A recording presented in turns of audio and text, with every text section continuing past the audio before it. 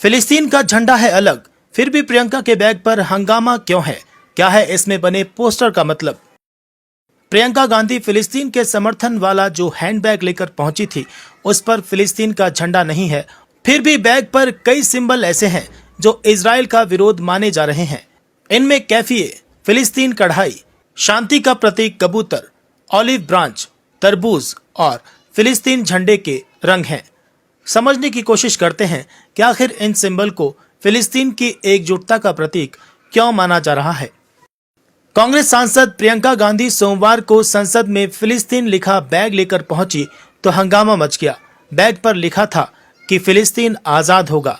Social media पर इसकी तस्वीरें वायरल होते ही भाजपा नेताओं ने प्रियंका गांधी पर तुष्टीकरण की राजनीति करने का आरोप लगाया, जिसके जवाब में प्रियंका गांधी ने कहा कि वे क्या पहनेंगी ये वो खुद तय करेंगी। प्रियंका गांधी ने सोशल मीडिया प्लेटफॉर्म एक्स पर पोस्ट में भी लिखा कि दुनिया की हर सरकार की ये नैतिक जिम्मेदारी है कि वो इजराइल सरकार के नरसंहार की निंदा करे।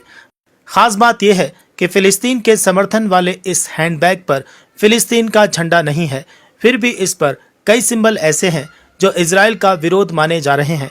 इनमें कैफिए, फिलिस्तीनी कढ़ाई, शांति का प्रतीक कबूतर, ऑलिव ब्रांच, तरबूज और फिलिस्तीनी झंडे के रंग हैं। हंगामे की वजह भी यही है।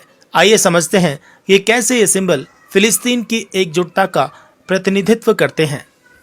प्रियंका गांधी के बैग पर बने सिंबल और उनका अर्थ। कैफिए, बैग के दाहिनी तरफ ब्लैक एंड व्हाइट में चौकोर आकार का जो पैटर्न नजर आ रहा है उसे कैफिए कहते हैं। फिलिस्तीन में इस तरह की टोपियां और स्कार्फ पहने जाते हैं।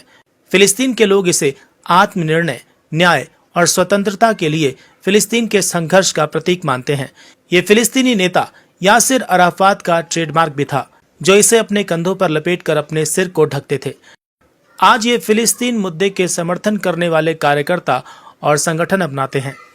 सफेद कबूतर, बैग में सफेद कबूतर का चित्र है जिसे शांति और स्वतंत्रता का प्रतीक माना जाता है। ये कबूतर अपनी चोंच में जैतून की टहनी भी दबाए हैं। प्राचीन पुस्तकों में इसका उल्लेख मिलता है। खासतौर पर बाइबल में कहा गया है कि जब नूह में बाढ़ आई थी तो जमीन की तलाश में कबूतर को भेजा गया था, जो अपनी चोंच में जैतून की टहनी दबाकर लगाया गया था कि बाढ़ खत्म हो चुकी है। ऑलिव ब्रांच, प्रियंका गांधी के बैग पर बाईं तरफ एक पौधा नजर आ रहा है जो असल में ऑलिव ब्रांच यानी जैतून की शाखा है। फिलिस्तीन में जैतून के पेड़ को ऐतिहासिक माना जाता है। इसकी शाखाएं शांति और समृद्धि से जुड़ी मानी जाती हैं। ये सूखा पेड़ माइनस टेम्परेचर और आग को भी झेल सकता है। जैतून का तेल और साबुन फिलिस्तीन की अर्थव्यवस्था में भी महत्वपूर्ण भूमिका निभाता है।